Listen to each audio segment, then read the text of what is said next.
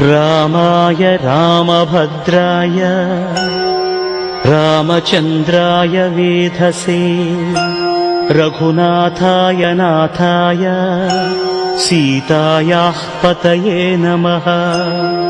श्रीराम राम रघुनन्दन राम राम श्रीराम राम भरताग्रज राम राम श्रीराम राम रणकर्कश राम राम श्रीराम राम शरणं भव राम राम।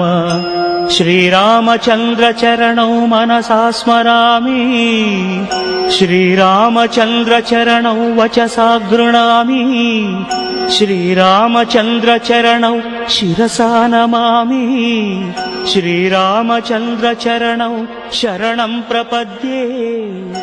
माता रामो मत्पिता रामचन्द्रः स्वामी राम।